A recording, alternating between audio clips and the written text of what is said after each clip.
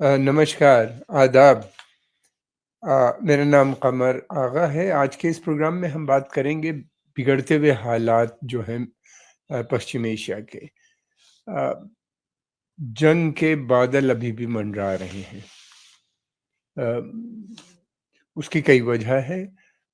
सबसे बड़ी बात ये है कि इज़राइल को ऐसा लगता है कि प्रेसिडेंट ट्रंप एक बार जब सत्ता में आ जाएँगे, शपथ ले लेंगे, तो उसके बाद वो जो जी चाहे कर सकता है। ट्रंप और नेतन्याहू के बीच में बड़े अच्छे संबंध हैं और अ, दूसरी बात ये भी है कि इज़राइल का जो नेशनल इंटरेस्ट है, वही अमेरिका का भी नेशनल इंटरेस्ट है। एक ही नेशनल इंटरेस्ट इज़राइल की सक्सेस का कारण यही है कि वो उसने अपने नेशनल इंटरेस्ट को अमेरिका के नेशनल इंटरेस्ट से जोड़ लिया है।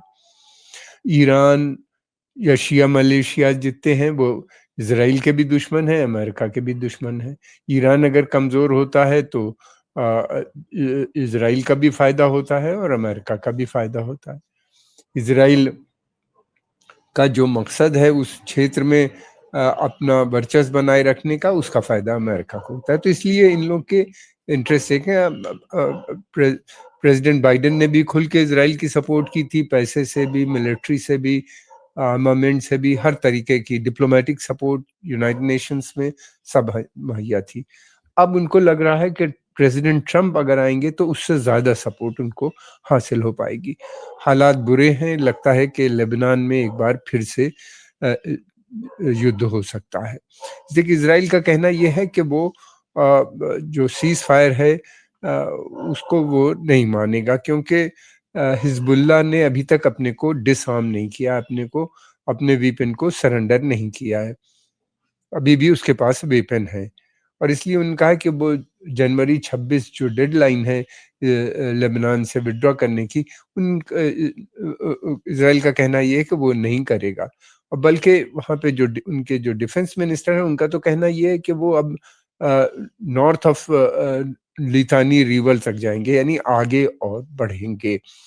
अगर ऐसा होगा तो फिर हिजबुल्लाह भी लड़ाई लड़ेगा और इससे लगता है कि वहाँ पे बहुत डेथ एंड डिस्ट्रक्शन होगा। इसलिए कि इज़राइल के लड़ने का जो तरीका होता है वो सीधा सिविलियन टारगेट करता है, पैनिक कर देता है, पूरे बस्ती की बस्ती उजाड़ देता है। तो उससे लड़ना किसी भी मुल्क के लिए बड़ा मुश्किल हो जाता है और फिर ये लोग तो नॉन गवर्नमेंट फोर्स हैं और लेबनान के पास कोई सेना बहुत कमज़ोर है। अ, तो इस वजह से उसने दूसरी तरफ ये भी है कि इज़राइल ये भी कह रहा है कि ईरान उसके ऊपर अटैक करने वाला है। हमने देखा है कि जब भी उसको किसी मुल्क पे अटैक करना होता है तो पहले उसको दुश्मन घोषित कर देता है और कह देता है कि इज़राइल की सिक्योरिटी को उससे थ्रेट है और फिर उसके बाद ये कहने लगता है कि वहाँ से अटैक होने वाला है। अगर ऐसा अटैक होने की की बात करता है, यानी जब उसको अटैक करना होता है तो इस तरह के स्टेटमेंट वो देने लगता है। तो लगता है इस बात पे भी बहुतों को का सोच है कि ट्रम्प के जब 20 जनवरी को वो शपथ ले लेंगे, एज़ ए वहाँ के राष्ट्रपति बन जाएँगे, तो इज़राइल प्रीएम्प्टिव स्ट्राइक कर सकता है।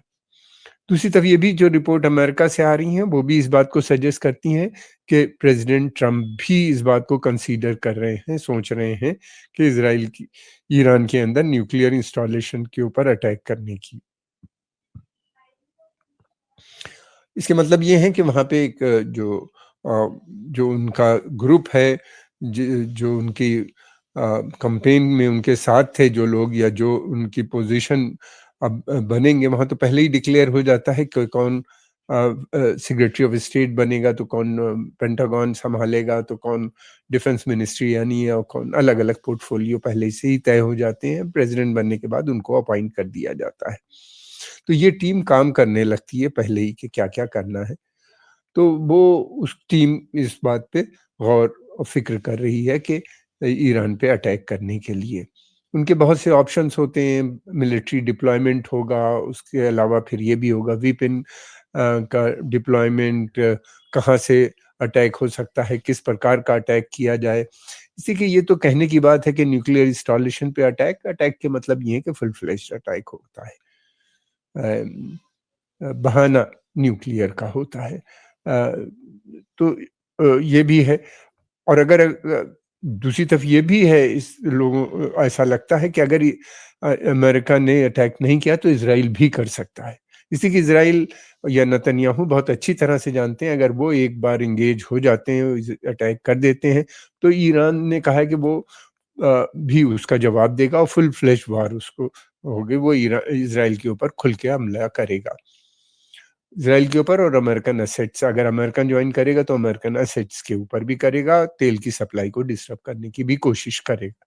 ये ईरान की ने खुली हुई बातें की हैं। अब ये देखना है कि क्या ट्रम्प करते हैं ये। अमेरिका और इज़राइल दोनों का ये मानना है कि इस वक़्त ईरान जो है वो बहुत कमज़ोर हो चुका है। उसका जो सपोर्ट बेस था, जो सबसे बड़ा सपोर्टर था, हिज़्बुल्लाह कमज़ोर है और एंगेज है, लड़ाई में अपनी फँसा हुआ है इज़राइल के साथ। और दूसरी तरफ ये है कि सीरिया जो सबसे इम्पोर्टेंट बेस था इनका, वो इनके हाथ से निकल चुका है। और इराक भी इनके साथ आने पे तैयार नहीं है युद्ध में, जिस तरह की रिपोर्ट्स आ रही हैं वहाँ से। इनके पास सिर्फ़ जो है अब वो ईरान और हूती रेबल्स की सपोर्ट है। दूसरी तरफ ये भी है कि किस प्रकार युद्ध बहुत भयानक होगा अगर ऐसा होता है। इसलिए कि ठीक है, ईरान पोजीशन काफ़ी कमज़ोर है उसकी, उसने लेकिन मिलिट्रीली काफ़ी सक्षम है क्षति पहुंचाने के लिए। तेल की सप्लाई हो सकता है कि वो डिस्टर्ब करने में कामयाब हो जाए हूती रेबल्स की मदद से। उसके भी 3 टारगेट होंगे, सऊदी अरेबिया के ऑयल एसेट्स पे अटैक करना, फिर उसके अलावा कतर और यूएई। यूएई और सऊदी अरेबिया के जो ऑयल एसेट्स हैं इनके ऊपर हूती पहले भी अटैक कर चुके हैं। इज़राइल का बहुत ज़बरदस्त कहा जाता था कि इज़राइल के अंदर कोई एक गोली भी नहीं आ सकती, अंदर फुल प्रूफ सिक्योरिटी है। उन्हीं ने 3 लेयर सिक्योरिटी के बनाए थे। आयरन डोम था, डेविड स्लिंग थी और एरो 2 एंड 3 था, लॉन्ग रेंज, मीडियम रेंज और short range missile defence system बनाए थे। लेकिन ये सब हमने देखे हिजबुल्लाह और हूथियों ने उसको ब्रेक कर दिया। ईरान ने भी जहाँ भी चाहता था उसने अटैक किया। तो ये सोच लेना कि अब अमेरिका का जो ठड है वो बिल्कुल सक्सेसफुल हो जाएगा, मुश्किल लगता है। इसको रोकना बहुत मुश्किल होता है और इन लोगों ने बहुत अच्छी डिवाइस भी डेवलप कर ली है, कि सिस्टम डेवलप किया है कि किस तरीके से इसको डिसेबल्ड किया जाए। तो इसलिए लगता है कि कर दे इनका। कतर से ईरान के भी अच्छे संबंध रहे हैं और कतर ने जो सऊदी यूएई लेड कोलिशन ने जिसने वहाँ पे लड़ रहा था यमन के अंदर, उसका कतर हिस्सा नहीं था, तो इसलिए कतर शायद बच जाए। लेकिन अगर कतर की सप्लाई जाती है वेस्ट को या कुछ होता है तो ये लोग उसको भी क्षति पहुंचा सकते हैं। अब ये है कि कितना ये है कि बहुत सी चीज़ें हैं अटैक करने से पहले अमेरिका कंसीडर करेगा। पहली बात तो ये समझने की है कि क्यों ईरान के ऊपर ये टारगेट हो रहा है। उसकी सबसे बड़ी वजह ये है कि ईरान अब अकेला देश बचा है जो कि कमज़ोर है उनके हिसाब से।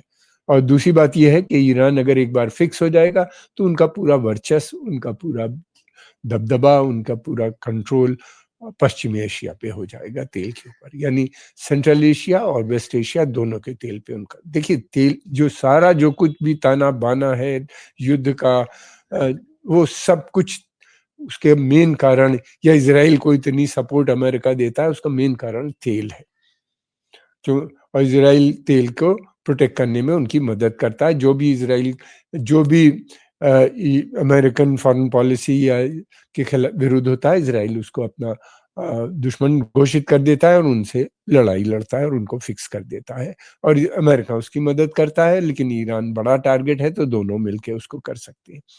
तो तेल की सप्लाई, रिजीम चेंज सऊदी अरब ईरान की में कि जो है वो अमेरिका की पॉलिसी बहुत समय से चली आ रही है। वो इनफैक्ट इराक के बाद अमेरिका की रिजीम बदलना चाहते थे, लेकिन ऐसा कर नहीं पाए क्योंकि बहुत वहाँ पे इराक और अफगानिस्तान में की वार में उनका $6 ट्रिलियन का लॉस हो गया और अमेरिकन इकोनॉमी रिसेशन में जाने में एक कारण ये भी बताया जाता है। और फिर उसके अलावा ये भी था, उनको लगा कि अगर ईरान से युद्ध होगा तो अकेला $6 ट्रिलियन खर्चा हो सकता है, इसलिए उस वक़्त युद्ध नहीं हुआ था। और प्रेसिडेंट बराक ओबामा ने ये पॉलिसी थी कि इनसे युद्ध लड़ने के बजाय इनसे संधि कर ली जाए, न्यूक्लियर इनको जो उसके एम्बिशन है ईरान के, पीस टॉक के जरिए उनको न्यूट्रलाइज कर दिया जाए, यानी ईरान से ईरान न्यूक्लियर वेपन न बनाने की पोजीशन में पहुंचा दिया जाए, और ईरान इस पे एग्री हो गया था। लेकिन ट्रंप ने उसको 2017 या 18 में उससे बाहर आ गए संधि से, और दोबारा से सैंक्शन ईरान पे लगा दिए।